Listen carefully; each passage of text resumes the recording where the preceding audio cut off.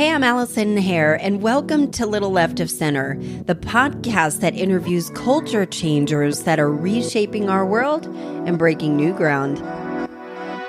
You know the saying, you are what you eat. Today's guest is the founder of Stop Think Chew, Julia Kesler. Julia is a private holistic chef and local food activist. She has a very unconventional background and so many tips on what you can do to have more energy, feel better, and actually make an impact on a very complicated and broken food system. I hope you enjoy. So today we're in the den. We're in the hair lair. Yeah, it's never been down here. Yes, we're here with Julia Kesler from Stop Think Chew. Julia Kesler, hi, welcome. Hi, Allison. Hey. Thank you for having me. Yeah, I'm so excited to have you. Julia and I have been working together for a little over a year, and she's a private holistic chef. I'm not sure if I'm going to get this right. A private holistic chef and an urban food activist? No, a local food activist. You got it. You got it. I'd love to learn a little bit more about who you are and how you got here, how you got to my couch. How did I get to your couch? Well, as you said, we've been working together for over a year now and cooking you and bringing you and your family meals every week to kind of support just a healthier lifestyle when life gets really busy. My journey as a private chef is definitely unconventional. I began cooking from a very young age. My grandmother, who's in South Africa, where I was born, is very influential in my life and has been in the food world in South Africa for her entire career. She's in her mid-80s. She would not want me to reveal that and is still working every day with chefs to basically bring young chefs that are starting out through these trainings and helping them sort of rise to the top, which is really amazing. So she is a huge influence. And then she's my dad's mother. And then my father is the day-to-day influence in my life when it comes to food. And that's really, I think, where a lot of it begins. We were the household. You didn't come home from school, and my friends will still testify to this and remember this, where you could put like pizza bagels in the oven. There was absolutely none of that. It was like make your own snack if you want it. And then everything else really was made. I mean, my dad is the cook in my family. He woke up and made us breakfast. We were eating avocado toast before it was trendy. And before it was hashtag basic. Hashtag basic or, $12. And then that evolved, and I was always involved in nonprofits. How did you get involved in that? My youth had nothing to do with activism, social causes. It was like, I am out for myself at this point. So how do you even get introduced to making the world better at such a young age? I grew up in Atlanta. So born in South Africa, moved to the States when I was 4, grew up in Atlanta, and my parents still live in their same house in Sandy Springs, and went to a Jewish school until I was in 8th grade, and then went to public school. It was definitely just that diversity that you need to be exposed to. It was ingrained in us. We called our house the revolving door because people of all different colors, shapes, sizes, backgrounds were coming into our home. So started getting involved when we went back every summer in South Africa with nonprofits there. And then an organization called Invisible Children came to our high school. And at that time, it was the organization that really caught, and I think they are still looked at in case studies as doing some of the best captivating of young people to call them to action. I went on CNN when I was 16 to talk about Invisible Children because they were talking about this Joseph Kony story, and Invisible Children had been talking about this rebel in Uganda he's still alive and they still haven't found him. But they were talking about this thing on CNN, and I told my mom to pitch you. She has worked at CNN for 18 years. And I was like, you need to pitch this story. You need to pitch this story. And, several years later, when this story about Joseph Kony was all of a sudden headline news they were like, we need young kids who know about this. And my mom was like, well, my daughter's been involved with that for many years. And that sort of started it. So when I left high school, I went to NYU and I studied urban food systems. I studied all the complexities and nuances that go into building food systems in urban places. And a lot of times what is unequal about those situations. And in New York as well, I was working in a restaurant, and then I was working with nonprofits. Food, again, was sort of this running theme, but I wasn't at the center. Social justice causes, social entrepreneurship, business, how can you have a business that has a social model? All of those things were stewing, and I was very lucky to go to the college within NYU that you could design your own major. It sounds very millennial. It was very millennial. So fast forward, NYU is a very global school. So I had the pleasure of studying urban food systems in Berlin, in New York, and then I went back to South Africa. And really dove back into food and reconnected with my grandma, spent time with her, and really studied also just how complicated and unequal access to food is. In South Africa, you have, like you do in a lot of places in the world, very, very rich people and very, very poor people. And beginning to even scrape the surface on building a garden in one of the townships and which is what we tried to do, was so complicated. And it really, sometimes it was discouraging. And so I was like, we live in a world where the systems are just so messed up. And I think that the little role I can play in that is maybe by cooking food and just buying food from the people who are growing it. I went back to New York after being in South Africa and really just stuck to food. And I was studying, my last 2 semesters were all around food and nutrition and working in food startups. So I worked for one food startup, Dig In, which is sort of it's a fast casual dining restaurant, but it's like Sweet Green was born at the same time and is maybe the more famous restaurant. That I'm not familiar with either. Sweet Green is like upbeat. Okay. Upbeat. Okay. Yeah. I get it. Yes. It's that kind of concept. You walk in, but it's healthy and it's fast food, but it's healthier and it's fresh. Upbeat, went to see some of these places and essentially just took that very similar model, which is doing really, really well because we're at a point where people are conscious of eating better. And I would say people don't want to have a fad diet anymore. Mm-hmm. It's more of a lifestyle. It's a lifestyle, right? It's not just like I'm going to diet to lose weight and I'm going to eat all the low fat things. It's truly a lifestyle. But we're in a position now where you and I have a little bit of an advantage being in a very major metropolitan city where we have access to healthy foods, whereas people that may live in rural areas or places where they don't have access. I think this is the part that's frustrating for me. Like, I was telling you the other day that I know somebody that has, I don't know if it's contracted, but he's diabetic. He is newly diabetic and has a very unhealthy lifestyle. And, the more I thought about it, the more I thought it's not his fault at all.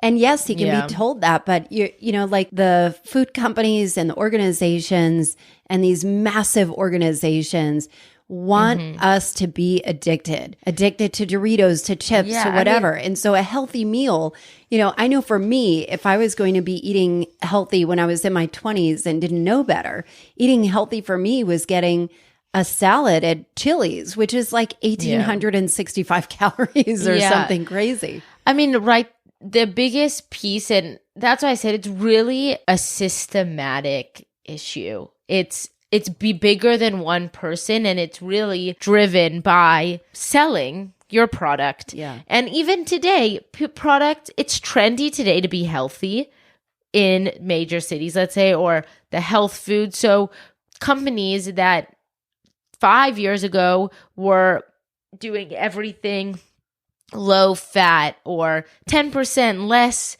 sugar, or low carb, because that was a huge thing, are now like healthy, fresh, all these buzzwords, right? So it's being able to sift through some of that. And access and education is the biggest barrier.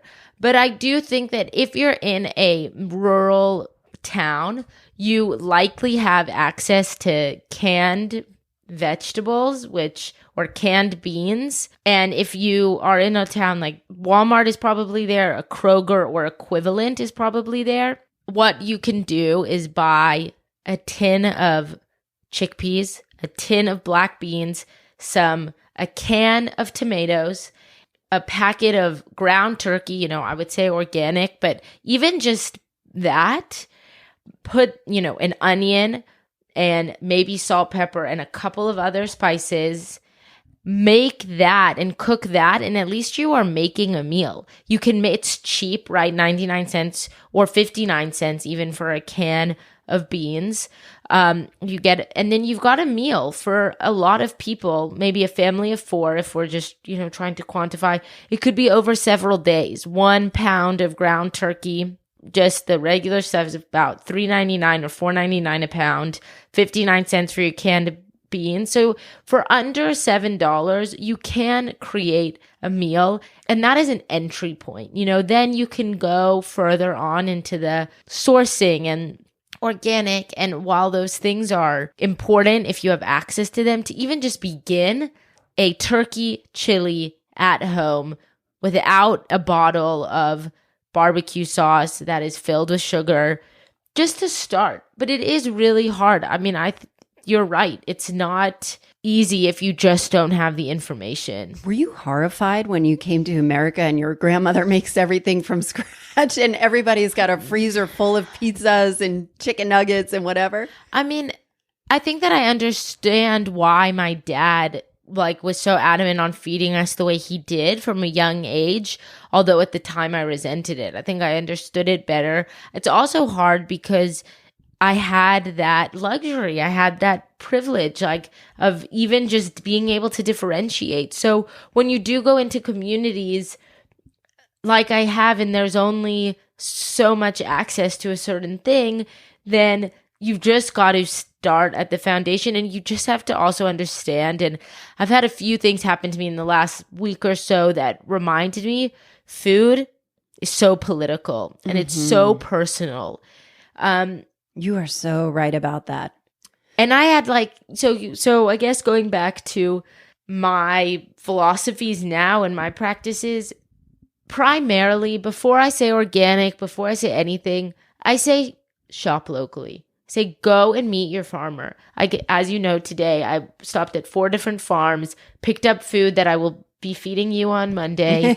And thank you for that. Yeah. And, and that's the gap that I want to fill, because even if, you as a client don't necessarily have the time or the knowledge or the interest in doing that, you obviously care and you're investing in yourself. So if I can just bridge that gap and do that, then, but knowing where your food is coming from and just meeting the person that's growing it, to me, that is more important than buying organic, because organic on another level is a certification that costs $800 a year to a farmer to uphold, and they have to have all these things done to their soil and amended, and it's also part of that, barrier. That's insane that they have to pay money to keep be their certified fresh.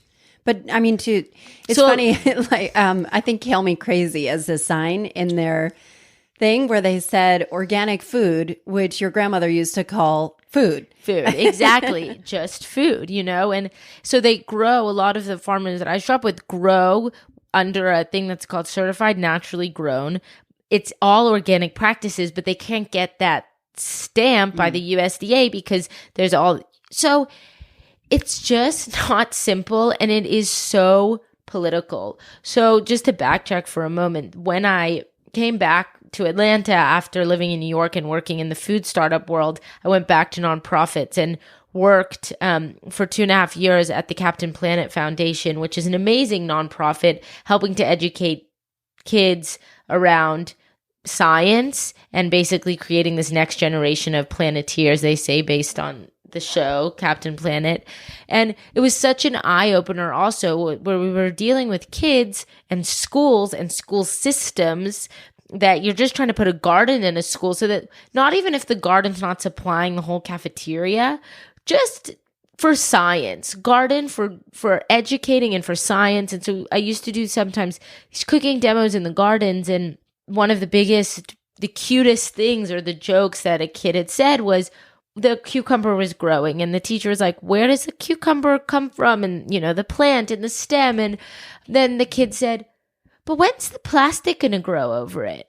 because that's the only way that they had ever seen a cucumber, was wrapped in plastic. So, and then there's all the barriers of working with the schools and what you're allowed to do and food safety. So it's so complicated, but that's why I think that if you can, whether you live in a rural area or whether you live in a city, and again, there's much more access in a city like Atlanta, we have farmers markets every single day of the week.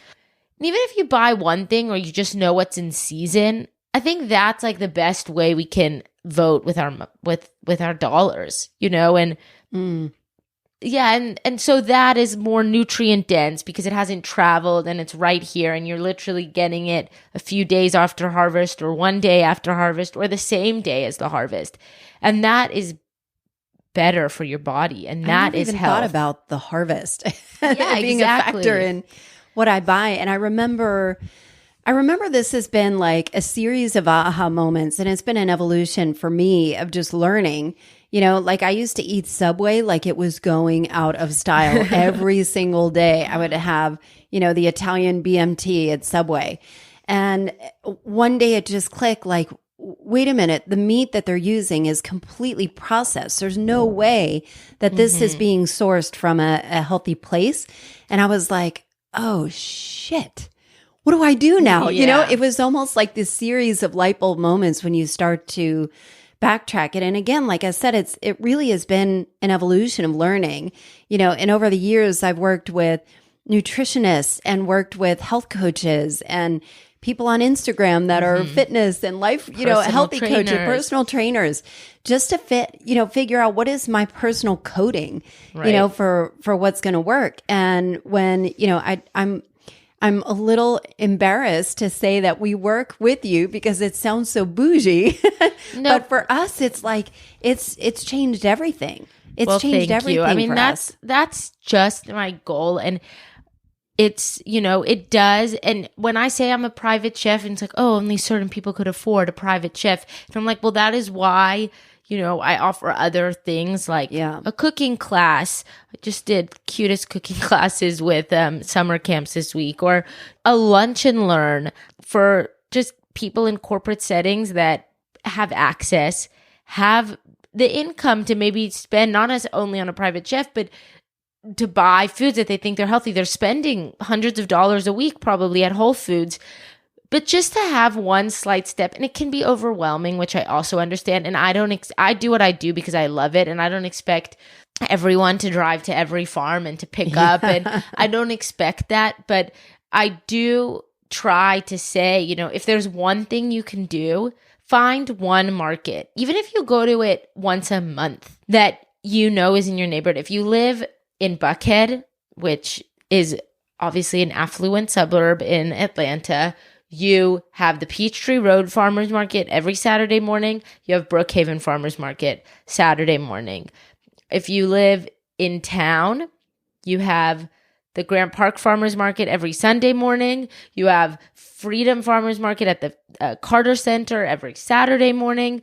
You have... There's the one in Morningside too, right? Morningside on a Saturday morning. You've got Piedmont Park on a Saturday. So the weekends are certainly full. But then during the week, if you live in Decatur or Eastlake, you've got the Decatur Farmers Market, which is at a little church.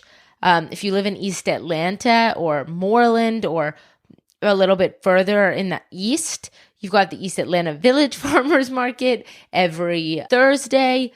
You have Pond City Market at the Shed on a Tuesday. So they are doing, these organizations and different farmers markets are doing, a very intentional. That's their whole mission, is to at least provide some access, and that's, for me, that's what I hope to just be one little help for people connecting. It's really connecting people who both have the access and the income to just to be able to then vote with their dollars and spend their dollars with farmers. And if that's through weekly meal prep that is at a lower cost than having a private chef every week, that's why I've tried to create these several, I guess, avenues to be at least have some knowledge, but I'm always learning too. And I'm always learning and being challenged by how complicated and political this food system really is. And I'm wondering if people have options for eating, if people have options like eating in a restaurant. And you know that before we started working with you, we are saving money with you because we spend seems crazy. Yeah, because we walk out of our house and there are 100 restaurants that we can walk in any direction. Mm-hmm. And we would always succumb to convenience. And so we were eating poorly and, making bad choices, or like they have a loaf of bread before dinner and with our kids. And it just turned out to be so expensive for us, or going out to eat for lunch every day, that for you've been a saver for us. And I'm wondering about the options of how do you make better choices if it's like one of the meal prep services like Blue Apron or Plated or any of those ones, or restaurant or home cooking. What are the benefits of all of those? Is there merit to those? Yeah, I think that it really depends on who you are and what your situation is. What I've learned in doing this for the last 2 years is that you've got to find what fits in with your schedule. Otherwise, you're not going to do it. Let's talk. Okay, so the Atlantan that is in your position, you were eating out a lot and you were succumbing to convenience, but you had the choice to eat at a restaurant instead. Number one, having been a restaurant chef and cook in several different places, restaurants are delicious and they use a lot of oil and a lot of salt to be delicious and to make you drink more. And it's all part of the business. And you want that flavor because you're going to a restaurant to indulge a little bit. So just by the moment you walk in that door, you're going to be consuming more oil and more salt than you would if you were making the food at home. We live in an era of convenience as well. You can order your groceries to your door within an hour. So if you are somebody who likes to cook, take the hour out of your life if the grocery store is just such a pain in the ass for you. Order your food if that's going to be easiest. And once a month or once a week, find a market to go to and supplement what you're buying by going to a farmer's market. And then there's also amazing companies that have popped up in Atlanta to help fill those gaps as well. Fresh Harvest is an online subscription. You can get a weekly box of food delivered, ingredients, groceries. You can also shop on their platform from local artisanal brands that you can get, that are local brands that you can shop from and they'll deliver. So if you don't want to go to any of the markets, Fresh Harvest is doing that for you. And if you are somebody who likes Plated or Blue Apron, Peach Dish is the local Atlanta one.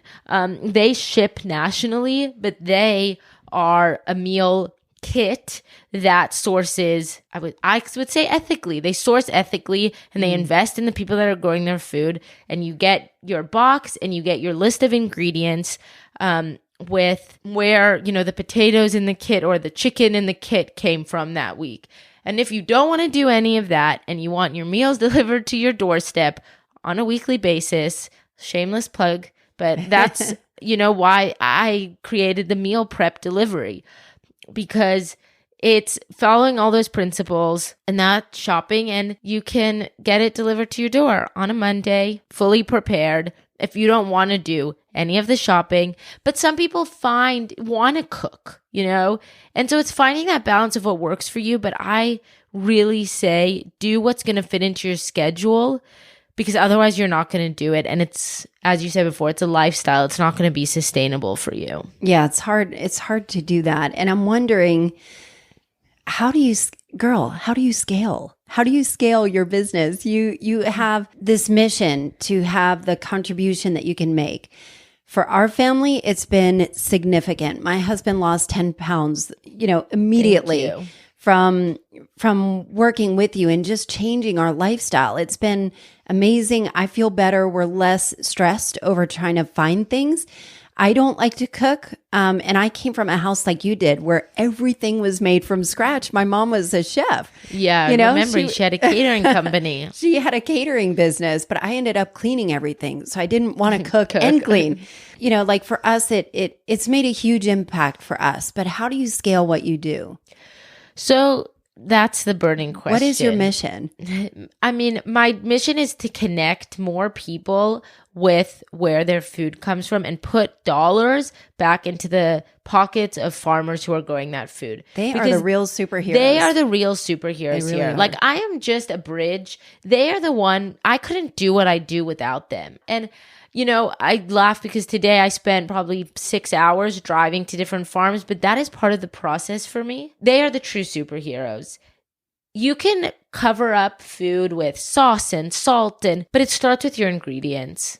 It really starts with your ingredients. So the farmers are the superheroes, and I just want to, because of the networks that I have and I'm lucky and privileged to have, I can connect them or my clients to buy from them, even if it's through me. So that is, I would say, the mission, and getting more people to just understand that eating a healthier, whole diet is possible. Like I said, even if you are in a rural place with very low access, buying tins of beans, even if you're not buying meat, because that's what is a tin of beans? Like a can of beans. Oh, okay. Sorry, yeah, a tin. That's the South African side. Like a can of beans, buying an onion, buying some brown rice instead of white rice.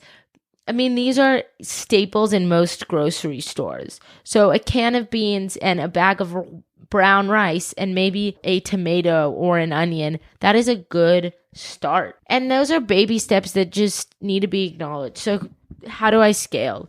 So meal prep delivery is one way that I scale. That is a weekly menu that comes out. It changes every 2 weeks. You choose from that menu and we make it, gets delivered. And that is how that, it involves me with the menu and I'm there cooking, but that's how we get to more people. Really though, my next goals is for Stop Think Chew to grow and as a meal prep service, really by being able to spend more money with farmers and get more people eating healthy, clean, real food that is sourced here. And there's another gap in this market for entrepreneurs like myself to work out of licensed facilities. And so I'd really like to create a hub for that as well, and a hub of resources so that sourcing for new entrepreneurs who are starting catering businesses or starting a product understand sourcing, and new restaurants understand sourcing and, where it begins, and then a whole 360 model where then the food is made and what happens to the waste. So what? The composting. I just learned what, I'm so embarrassed. I just learned what composting is like 2 months ago.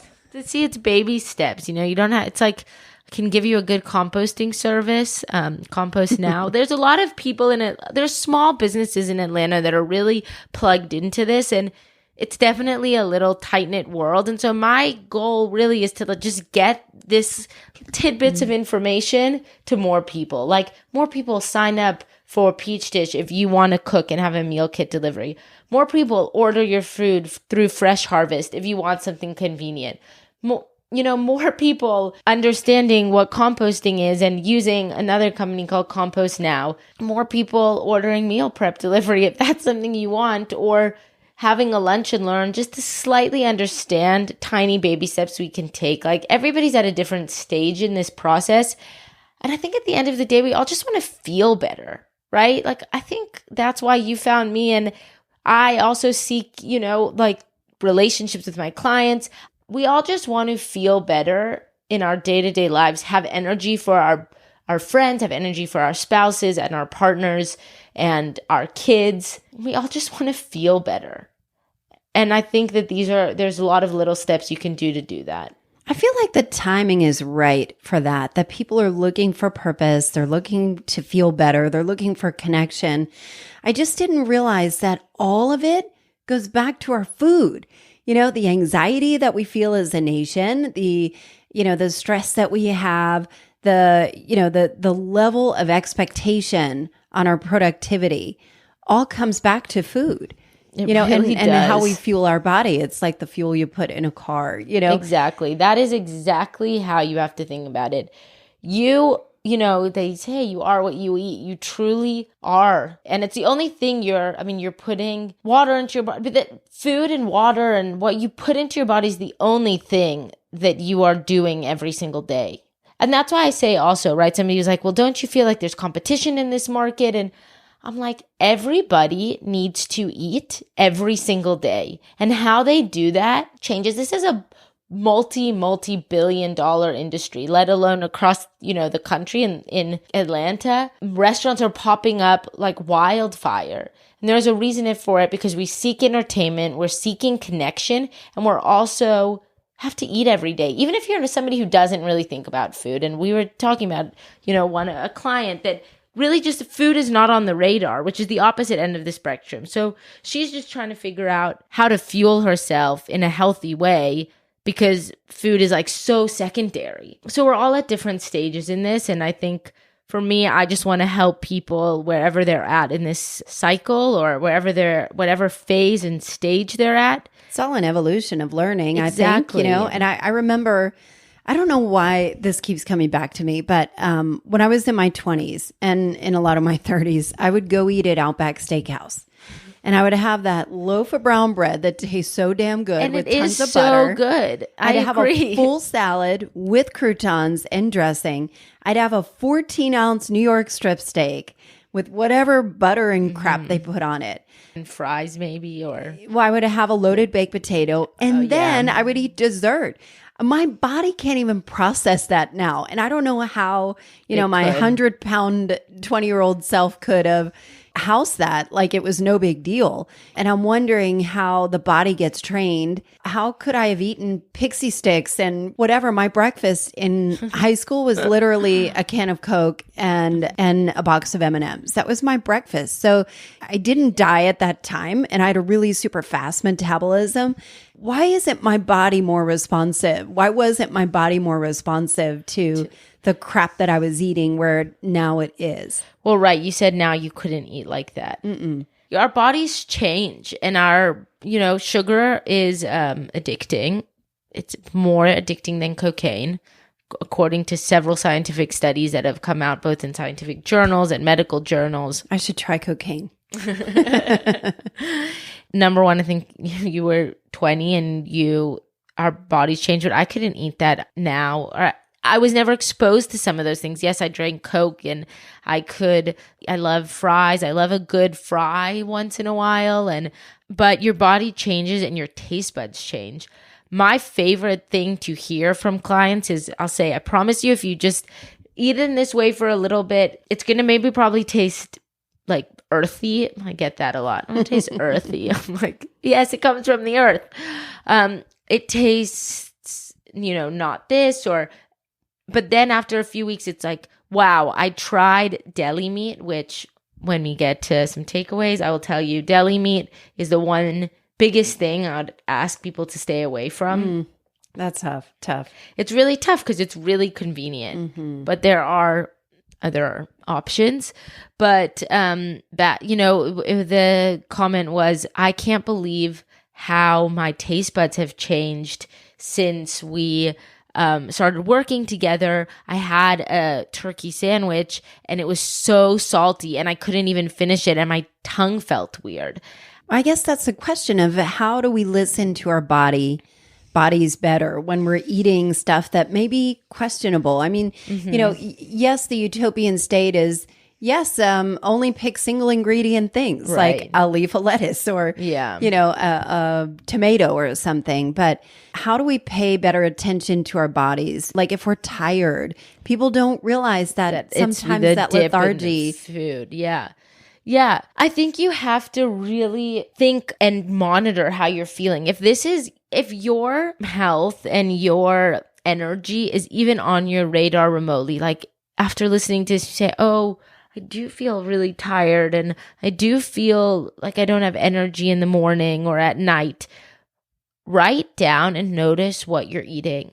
And if you notice that you've eaten, even if it seems healthy, toast and eggs for breakfast, an apple, then a pear, then a pizza, I'm saying things that are maybe not even that quote unquote unhealthy, then a cheese sandwich, and you just do not feel good. Like, where in that place did you feel that dip? I ate pasta, I ate mushrooms. There's all different things that are triggers for us.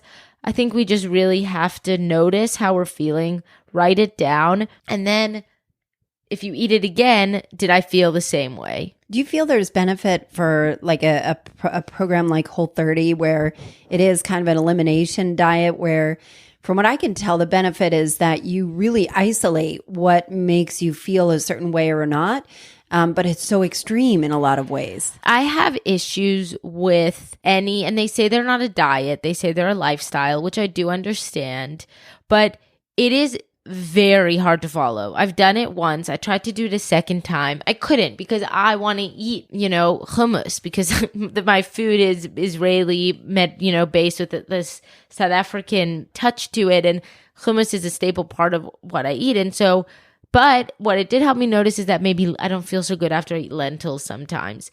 I think there's definitely benefits in an elimination diet if you are just feeling super off. There are definitely benefits in that. But what our bodies truly need is a balance of our blood sugar. And our blood sugar is a yo-yo if we let it spike and crash. So, paleo pancakes with a glass of orange juice and bacon sounds healthy-ish if you're out to, and a glass of rosé, maybe in a mimosa if you're out to brunch with friends. Even if you're at a quote-unquote healthy place, a few hours later you may crash because your blood sugar isn't balanced. And that is, again, one of the takeaways that I would say is to notice. So the way you put that in practice is having a fat, fiber, and protein and greens with every meal. What would be a fiber? So let's go through a little bit of that. Yeah, we can go through that. So a fat is your avocado, is nuts, is chia seeds, is oil. So let's say you put this all on a plate. You have a quarter of an avocado. That's your fat. Your fiber is both your greens. So let's say you're doing this in a salad, but you can't just have a green salad with a piece of chicken. You need a little bit of fat. So you need either like a tablespoon of olive oil, or you need a quarter of an avocado, or you need some nuts on there. Not all of those fats together. I often tell clients to start their day or have like a snack in the afternoon with a smoothie that consists of this. So your fat would be a tablespoon of MCT oil, chia seeds, or avocado, makes it creamy. Your fiber comes from your greens, your spinach, your kale, throw that in there. And from a little bit, like a half of a pear or an apple, your fruit that has skin on it. So that, and then your fat, or from, your fat also could come from like almond butter or something like that. And then your protein in a smoothie would come from your protein powder or collagen or an egg. If you want to do that, go that. 2 eggs, I would say, if you're going to do it in that way. And blending that all together with a little bit of almond milk or water would be a very And if you eat that, you're like, wow, I'm not hungry for 5 hours because you've got the balance of fiber, fat, protein, and greens. There's a nutritionist, Kelly LeVeque. She has a book called Body Love, and she talks very strongly about your blood sugar. So that is like the balance. Your lunch, you can have a sandwich, but have your sandwich for lunch. And if you're not eating animal protein, if you're a vegan, get it from beans.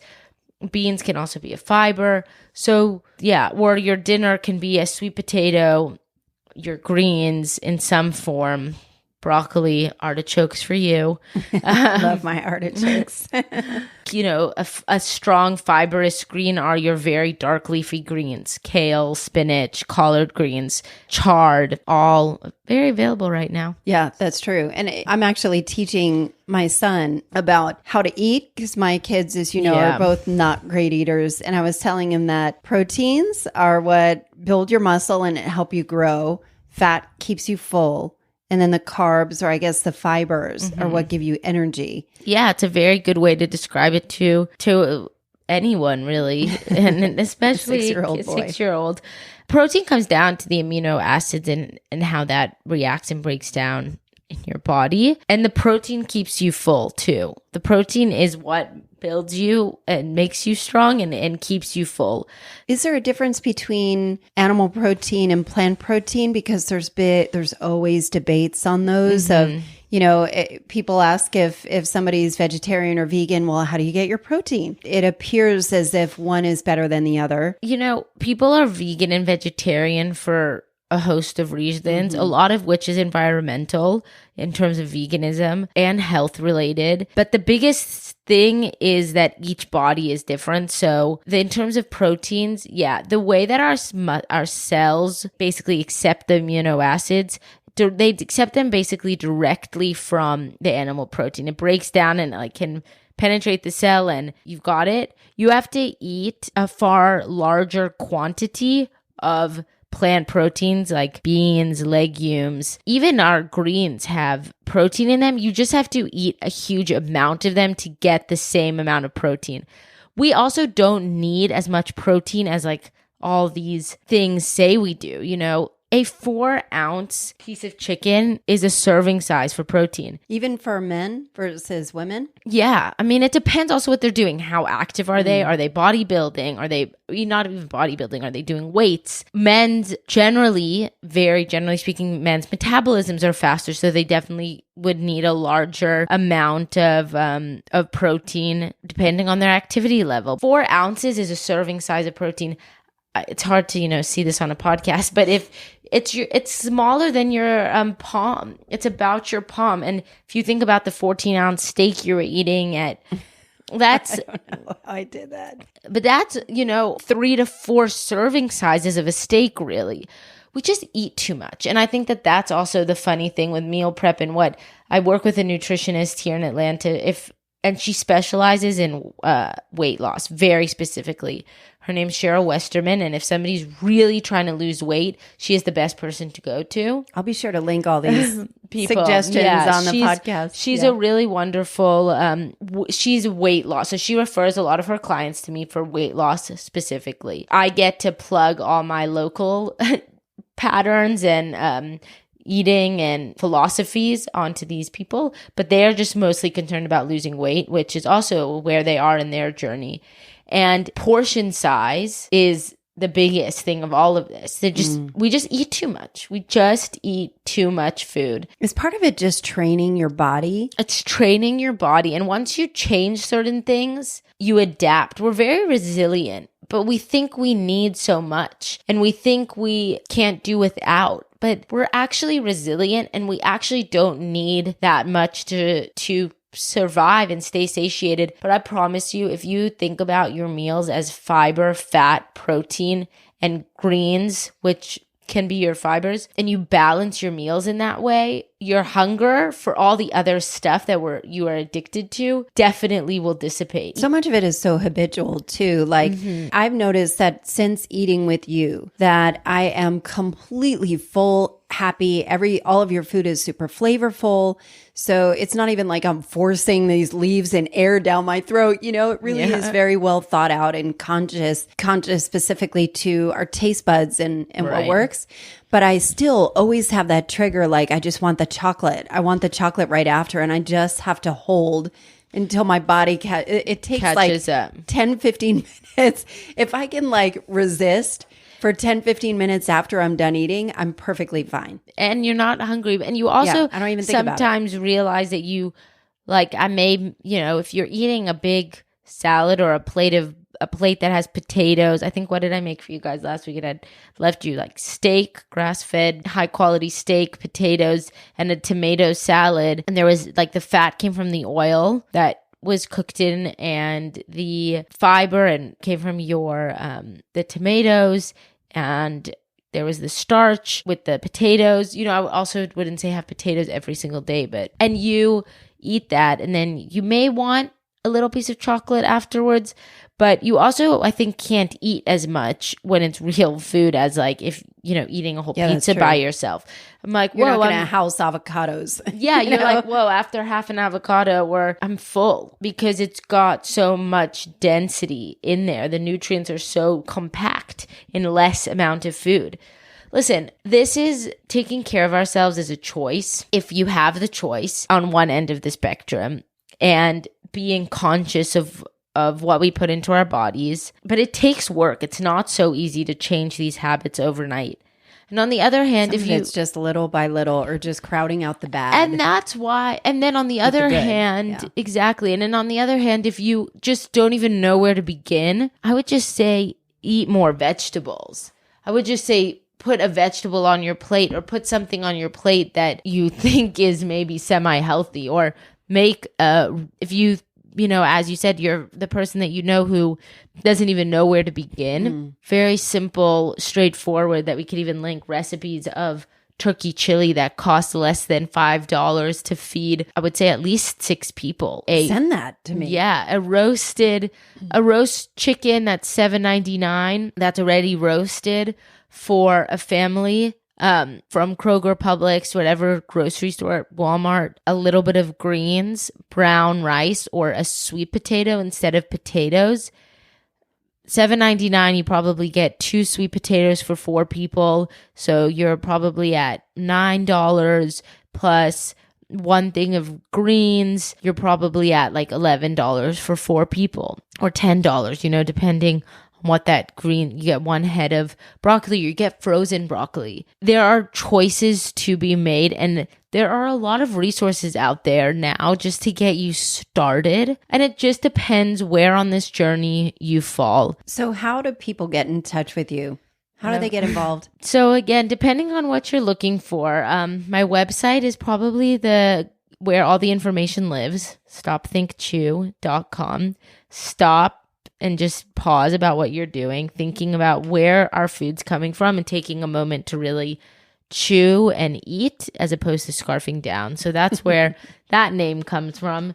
Stopthinkchew.com, Instagram at stopthinkchew, or Julia at stopthinkchew.com. And yeah, like I said, there's things on varying scales.